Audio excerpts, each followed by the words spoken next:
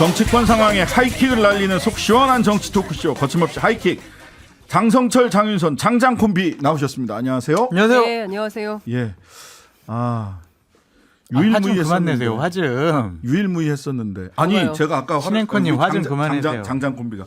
아니, 저는 이제 법률가로서 아까 국방부 검찰단이 낸 이 해명 박정훈 대령에 대한 말이 너무 앞뒤가 안 맞아. 국민들이 이렇게 얘기하면 잘 모르니까 수사를 안 받아봤으니까 속을 거라고 생각을 하고 내는 건데 법률가들이 보기에는 너무 이상해요. 박정훈 대령 논란 시작부터 잘못되고 이해가 안 가는 그러니까요. 부분이 많죠. 아니, 뭘 이해하려고 그래요. 그래. 다 그래서 밝혀지겠죠. 그것 때문에 이건 너무 심하다. 무슨 갑자기 조사하다 말고 영상 조사하실라 그렇게 하는 조사는 없어요. 처음에 딱 얘기를 하지. 영상 녹화하시겠습니까? 일반 조사하시겠습니까? 왜냐하면 영상 녹화실은 따로 가야 되거든. 딴 데로.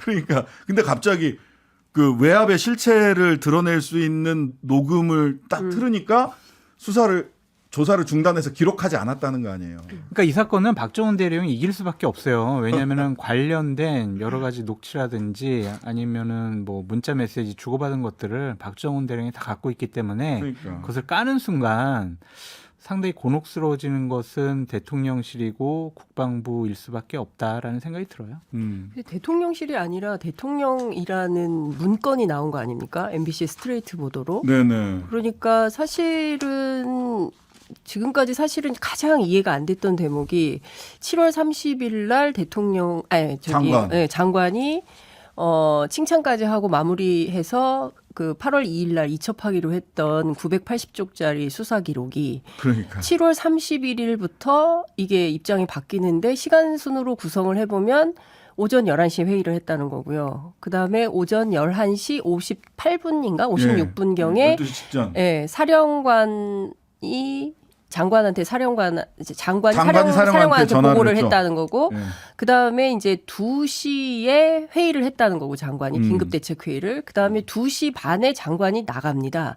그래서 4시에 우즈벡 비행기를 타요. 그러니까 지금까지 나온 얘기를 종합을 해보면 그동안 이 외압의 실체가 누구냐 상당한 논란이 있어. 그게 뭐 김태호 1차장이냐 뭐 임종득 2차장이냐 아니면 뭐 법무관리관이냐 차관이냐 뭐 등등 의혹이 있었는데 굉장히 명징해졌다. 근데 거기에다가 오늘 1시간 전에 나온 보도 내용을 보면 박 대령 측에서 녹음을 틀었다는 거잖아요. 네, 외압의 네, 증거로. 네. 그랬더니 군 검사가 당황해하면서 이게 수사가 제대로 안 되고 20분 만에 파행이. 핵심은 기록하지 않았다는 거예요. 네. 그 영상.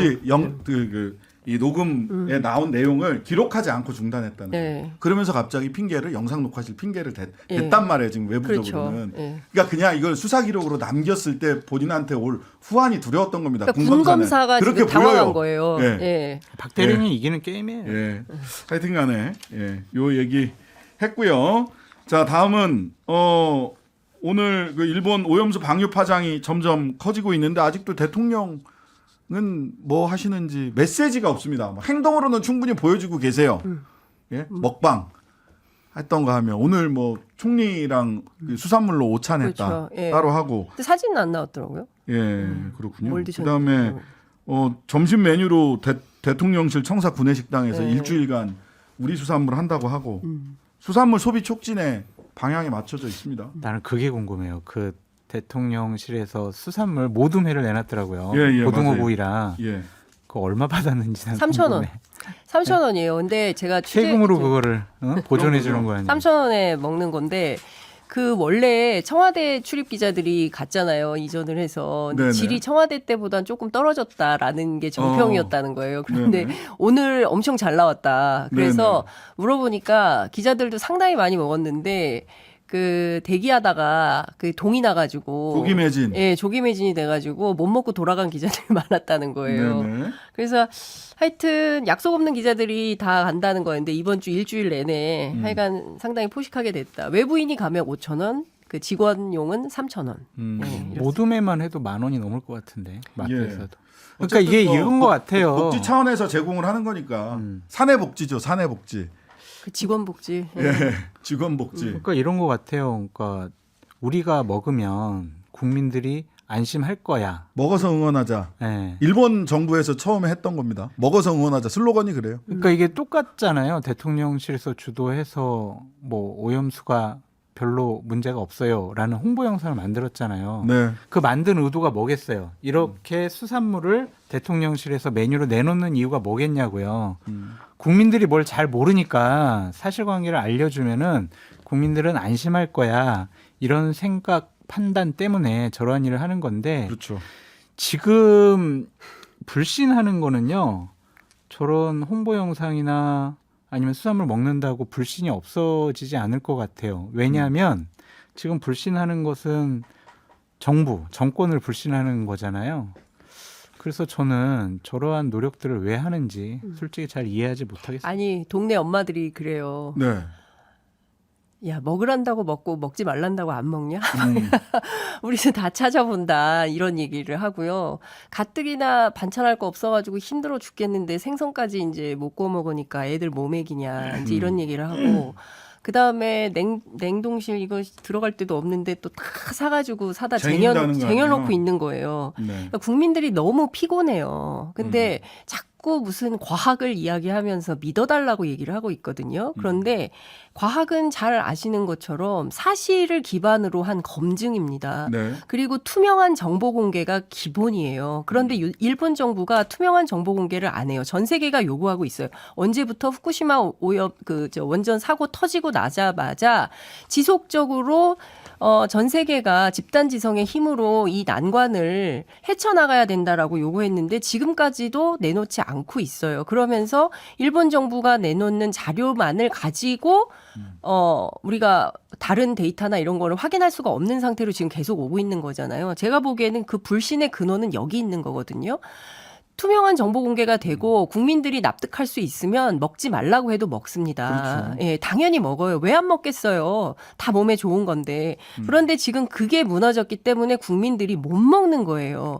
대한민국에서 언제 우리가 소금을 사재기를 했습니까? 제가 보기에는 처음인 것 같아요. 왜 국민들을 이렇게 불안하게 하고 공포를 조장하냐는 거죠. 누가 가짜 뉴스를 만들고 있는 것인지에 대해서 국민들이 답답한 겁니다. 그러니까 국민은 과학을 불신하는 게 아니라 정부의 대응, 조치, 판단 이런 것들을 불신하는 거잖아요. 저렇게 세금 들여서 홍보 영상 만들고 세금 들여가지고 자기네들 수산물 촉진 운동한답시며 저런 회를 먹고 이런 것들이 자칫 잘못하면 국민들은 우리가 우롱당하고 있네? 와 정말 화가 나네? 이런 생각을 더 가질 수 있을 것 같아요.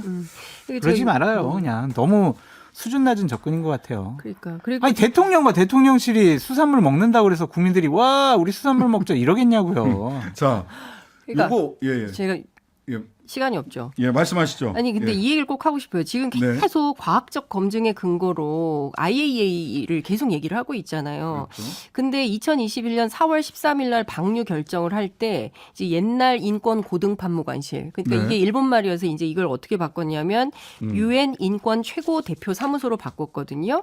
제네바에서 성명이 나왔어요. 그때 뭐라 그랬냐면 IAEA하고 전혀 다른 얘기를 합니다. 네. 후쿠시마 제1원자력 발전소에 여전히 남아있는 오염수가 환경 및 인권에 심각한 위험을 초래하며 이것을 태평양에 방류하려는 그 어떤 결정도 수용 가능한 해결책이 될 수 없다. 이렇게 분명하게 얘기를 했어요. 그러면서 어린이들이 상당히 걱정이다 등등이 이제 너무 길어서 제가 설명을 다 못 네네. 드리겠지만 하여튼 압축하면 이제 이런 얘기들이 나오는 건데요.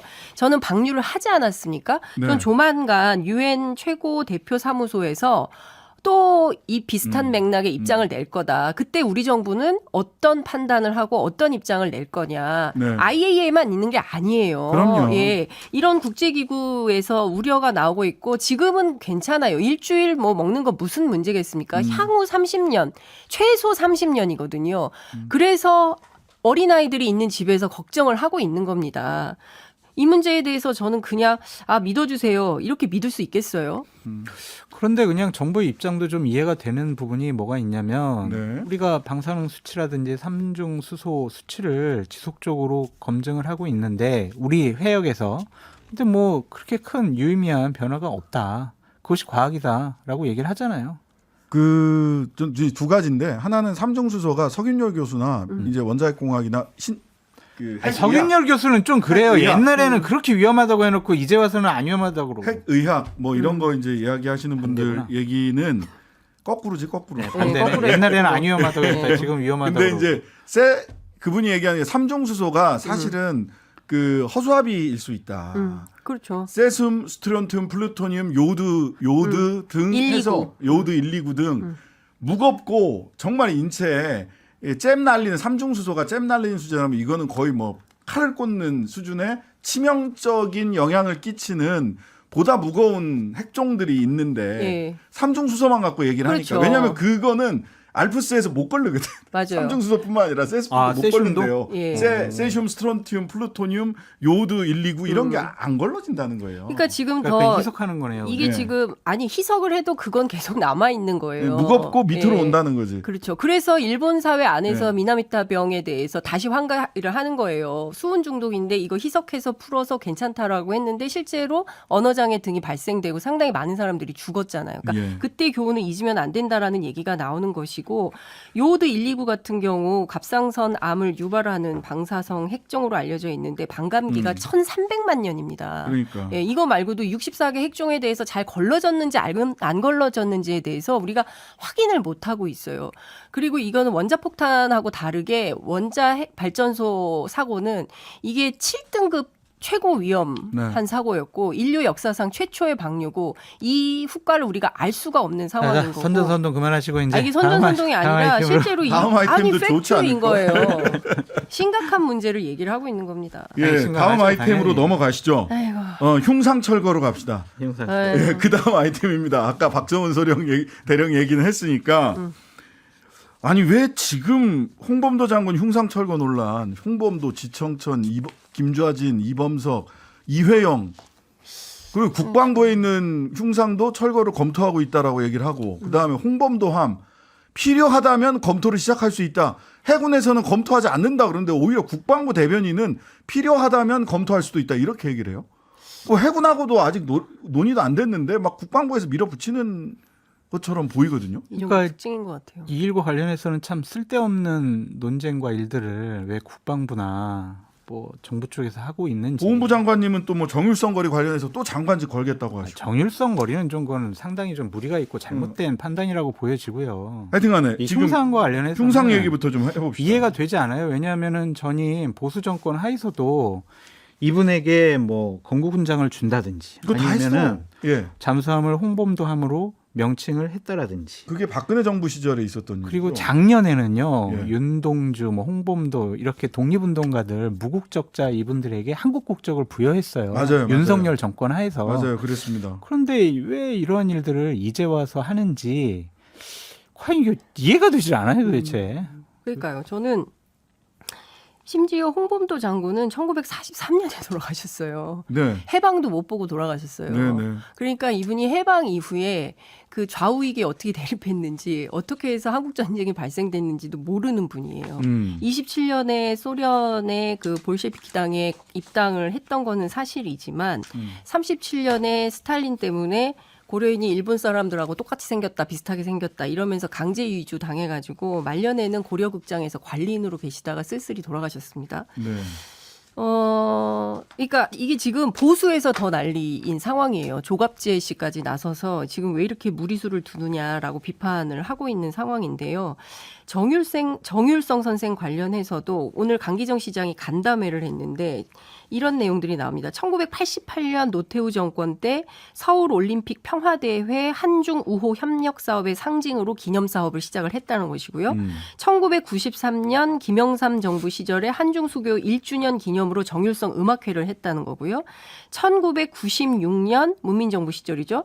문체부 주관 정율성 작품 발표회를 했었고 2015년 중국 전승절 때 박근혜 대통령은 이 정율성 선생이 작곡한 연주 프라이드를 참관을 했다는 겁니다. 쭉 내용을 보면 진보 보수 정권 상관없이 이 기념 사업이 계속 됐던 거예요. 갑자기 문재인 정부에서 했던 사업이 아니라는 겁니다. 그리고 광주시에서 느닷없이 한 사업이 아니라는 거고요. 그러면 이거 왜 했냐? 한중 수교 30주년 그러니까 이런 방식으로 하면 우리는 한중 수교하면 안 됐었어요. 그 시절에 지금 그런 메시지 같은데요. 예, 냉전이 근데- 허물어지고 탈냉전으로 가면서 우리가 북방 정책, 북방 외교를 한다면서 노태우 정부 시절에 러시아로, 중국으로 이렇게 갔던 것들을 다 하면 안 됐었어요. 그때 그거 다 하지 말고 그냥 대만하고 계속 수교하고 그 이상으로 진도를 나갔으면 안 됐었다라는 얘기가 되는 겁니다. 그러니까 근데 그때- 이런 방식의 말도 안 되는 역사를 되돌리는 방식으로 하면 지금 설명이 안 되는 거예요. 정일성 씨 같은 경우에는 네. 조선인민 군가를 그때 작곡한 거를 정권들이 몰라서 그러지 않았을까? 그런 생각도 들고.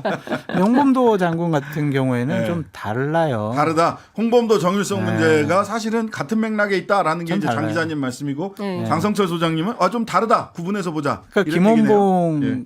김원봉과 홍범도 장군은 또 다르게 보는 그런 차원이 있거든요. 왜냐하면은 김원봉 같은 경우에는 월북을 48년대 월북을 해서 노동당 최고인민회의 상임위원회 위원장까지 했거든요. 거기서.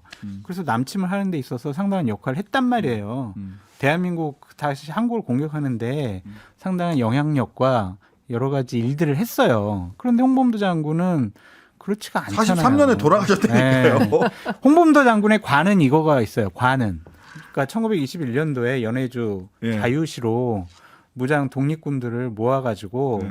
어쨌든 공산주의 할래 아니면 죽을래 했을 때 2,000명의 자유시 참변. 네, 2,000명의 독립군들이 거기서 많이 돌아가셨거든요. 그러니까 그러한 관은 있지만 봉오동 전투라는 정말 일본군을 상대로 최초로 승리한 전투를 한 분이잖아요. 승리를 이끌어냈단 말이에요. 무장 독립 운동의 기폭제가 되는 일을 하셨던 분이란 말이에요. 맞아요. 그거를 참 문제가 있다라고 하는 거는 몇 년 이해가 안 전에 돼요. 봉오동 전투 극장에서 영화, 개봉해서 영화. 영화 네. 개봉했잖아요. 이 메카시즘의 광풍이 불 때 미국에서는 제일 많이 고통받았던 직역 중에 하나가 영화인들이었어요. 찰리 채플린까지 좌파라고 몰렸었잖아요. 봉오동 전투 만든 사람들 어떻게 해? 그리고 어쨌든 해방을 하려고 사회주의 계열, 공산주의 예. 계열, 뭐 민주주의 계열 이렇게 다양한 계열의 독립운동가들이 활동을 했잖아요. 네. 그 당시의 이념의 문제를 현재에 와가지고 우리들의 잣대로 다시 규정을 한다? 이것은 무리가 있죠. 자, 그래서 네. 지금 보니까 이 신원식 국민의힘 의원 같은 경우는 굉장히 그 윤석열 정부 용산과 코드를 잘 맞춘 게 아닌가 싶은 발언을 오늘 했어요. 즉 이종찬 광복회장이 반역사적 결정이니까 국방장관 사퇴해라라고 얘기를 했더니 광복회장이 사퇴해라. 공산주의자라도 항일운동만 했다면 무조건 순국선열로 모셔야 하느냐. 이러면 진짜 우리 처음부터 이 그 국가보훈 사업을 처음부터 다시 써야 되는 거 아닙니까? 다시 써야죠. 네, 다시 이거는 써야죠. 완전히. 아니 그러니까 윤석열 정부 왜 이러냐고요. 지금 이 시기에 선거 앞두고 내년 선거 그러니까 앞두고 대통령께서 선거 앞둬서 이러는 거예요. 선거 앞둬서 아니, 이러는 그럼요. 거다. 선거 앞두고 왜 이렇게 당연하게 선거 앞두고 선거용이죠. 어떻게 제가 보기에 이런 거 너무 명백해요. 자, 일단 반대편은 그 해체시키는 작업을 하고 있어요. 다 뭐 돈봉투 등등으로 인해서 부패하고 무능하고 비리 투성인 부패, 아주 무능, 빨갱이. 그렇죠. 색깔론으로 공격을 하면서 저 사람들은 아주 대한민국에서 불필요한 사람들이야라고 낙인을 찍고 끊임없이 공격을 하는 거죠. 그러면서 우리 편을 최대한 끌어모으는 전략인 거죠. 그러면 민주당 지지자들은 투표장에 안 나올 거야. 그러면 우리 편 많이 나오면 그럼 우리가 뭐 다수석 한 석이라도 더 많으면 된다 이런 전략이라는 거 아니겠어요? 그러니까 그런 차원에서 접근을 하니까 이런 방식으로 하는 거죠. 예컨대 중도 확장 전략을 쓴다면 이렇게 과거의 낡은 이념에 얽매여가지고 언제적 이념 논쟁을 하고 있는 겁니까? 이렇게 안 하죠. 왜 이러시는 겁니까? 솔직히 말해서 예. 이해를 못 하겠습니다. 대통령께서 뭐 전체 공산주의는 나빠요. 이승복 어린이? 그 어린이 시절에 사고 방식으로 돌아가셨나라는 예. 생각이 드는데 아무리 생각해도 이거는 내년 총선을 위한 전략으로도 결코 유리하거나 긍정적인 전략이 아니거든요. 그러니까 저는 솔직히 정말로 이해를 못하겠습니다. 꼼꼼히 다 살펴봤는데 모르겠어요 왜 이러는지. 아니 그 저는 한 가지만 지금 공산당 네. 전 세계에서 공산주의 하는 나라 어디 있어요? 없죠. 북한 정도예요. 그러니까 북한은 너무 가난하고 정말 힘들어서 그런 북한에서도 조선노동당보다는 장마당이 우선이다. 시장 경제가 우선이다. 이렇게 얘기를 하고 있고 네. 중국도 중국 공산당은 있지만 중국은 지금 시진핑 시대 중국 특색 사회주의예요. 공산주의란 말 안 씁니다. 그런데 우리 대통령만 공산당 얘기를 하고 있어요. 1950년 메카시즘 때로 네. 돌아가지 않는 이상 어떻게 이런 인식 수준에서 현대 정치를 하려고 하는 것인지 AI 시대에 정말 모든 국민들이 납득할 수 없는 방식으로 정치를 하고 있는 거 이게 정치인지도 잘 모르겠습니다. 그래도 뭐 대통령께서 뭐 직접 저 육사랑 국방부에 있는 우리 홍범도 장군 흉상 치워라고 명령은 안 내리셨을 것 근데 같아요. 이진복 정무수석이 오늘 또 뭐라 했어요? 인재개발원에서 열린 네. 국회의원 연찬에 네. 뭐 거기 가셔가지고 네. 일단 수도권 위기론은 언론이 만든 얘기다. 그런 거 없다. 수도권 위기론 아니다. 네. 정일성 공원은 문제가 있다. 그다음에 홍범도 장군은 그 논란이 있는 건 사실이다. 이번 기회에 그런 부분들을 걸러주는 것도 괜찮겠다. 아이 공가가 있어가지고 그동안 과거 정권에서도 상당히 논란이 되어 있었는데 이렇게 여러 가지 일들을 한 거예요. 이미. 아니 그래서 이진복 그 정무수석이 오늘 연찬에 와서 이런 얘기를 하셨어요. 그러니까 이게 대통령의 뜻으로 읽히잖아요. 그 수도권 위기론이 없다라는 거에 대해서 예. 상당히 왜 저런 얘기를 할까 이해가 되질 않네요. 그다음에 홍범도 논란도 정리해야 된다. 이번 기회에 네. 한번 정리하자. 씨. 잘 정리하겠죠. 이렇게 그냥 자, 흉상, 어떻게 흉상 그대로 놓고 홍범도 함이라는 잠수함 명칭도 그대로 쓰고 이렇게 정리하시려고 그러는 것이 아닐까. 그렇게 하려고 네. 이 논란을 일으켰다. 그걸 아니, 뭐 그대로 두기 위해서 이 논란을 일으켰다. 이진복 수석이 뭐 아니, 논란 불러일으킨 건 아니잖아요. 아니 근데 지금 방금 전에 나온 뭐 막 네. 언론 보도를 보니까 국민 뜻에 따라야 한다라고 입장이 좀 바뀌는 것 같고요. 대통령실에서요? 예. 네. 그리고 여당도 홍범도 장군 흉상은 철거가 아니라 이전이다. 이전 독립기념관에 네. 문의했고요. 그다음에 독립기념관에 잠깐만요. 네. 독립기념관에 문의했다고 그랬고요. 독립기념관에 별도로 독립할 곳이 없어. 이렇게 수장고에 넣는 수장고에 넣어놓겠다. 창고에 넣어놓겠다는 거예요. 그걸 말이- 알고 이종찬 말도 안 되는 광복회장이 거죠. 부셔라. 어디 창고에다 쑤셔박아 놓고. 그러니까요. 그럴 거면 차라리 파괴해라. 이렇게 얘기하시더라고요. 이해가 안 돼요. 예. 그러니까 국방부하고 육사가 잘 결정할 거다. 그러니까 저는 이 정부의 책임 뒤로 특징, 미루는 그렇죠. 거죠. 이 정부의 특징이에요. 문제가 있으면 구체적으로 국민 앞에 정정당당하게 나와서 설명하고 해명하고 국민들의 이해를 구하는 게 아니라 비겁하게 딱 숨어버려요. 숨어버리고 나타나질 않아요. 그런 다음에 미룹니다. 네. 예, 하급부로 내려보내요. 저희 방송 그런 시간 식으로 8시까지 좀 해주세요. 이재명 당대표 1주년 이거 우리 얘기해야 되는데. 예, 오늘 박정훈 대령 얘기를 앞에서 확 들어오는 바람에 네. 예. 그것 때문에 좀 시간이 미뤄졌는데 이재명 당대표 1년입니다. 네. 2분이 남았으니까요. 각각 1분씩 말씀하시면 될 장 것 소장님 같아요. 말씀 많이 하십시오. 49점 드리겠습니다. 49점. 도덕적 윤리적으로도 문제가 많았고 정책적으로도 아무것도 하지도 못했고 정무적 정치적 리더십이 전혀 없었다라고 말씀을 드려요. 사법 리스크 때문에 도덕적 윤리적으로는 상당히 끌려가는 듯한 모습. 그것 때문에 본인이 위축돼서 제대로 된 결정을 못했다라고 볼 수밖에 없고요. 이재명 당대표가 이전에 경기도지사나 대선 후보 때나 아니면 성남시장 시절에는 여러 가지 일 잘한다. 그리고 기본적으로 정책적인 본인의 입장이 있었어요. 기본소득이라든지 뭐 논쟁은 불러일으켰지만. 근데 1년 동안 민주당 정책 뭐 생각나는 거 없으시잖아요. 제대로 된 대한야당으로서 리더십을 발휘하지 못했다라고 말씀을 드리고 세 번째는 정치적 정무적으로도 네. 윤석열 정권을 향한 대여투쟁 제대로 했느냐. 그리고 당내 여러 가지 논란된 의원들에 대해서 제대로 된 조치를 취했느냐. 이런 점을 봤을 때는 정치적 정무적인 리더십도 거의 뭐 낙제점에 가깝다. 그래서 지난 1년 동안 한 언론 여론조사를 보면은 대략 한 10% 정도 지지율이 떨어졌어요. 한 31%에서 23% 정도로. 네. 그것이 이재명 당대표 1년의 점수를 상징한다라고 말씀드립니다. 예, 장 기자님 한 15초, 20초. 네.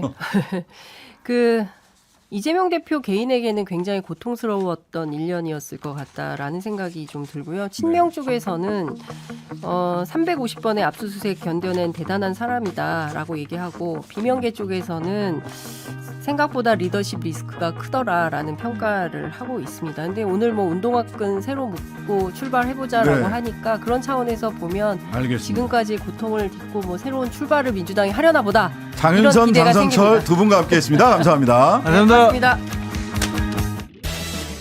하루 종일 기다려지는 진짜 시사. 평일 저녁 6시 5분 신장식의 뉴스 하이킥.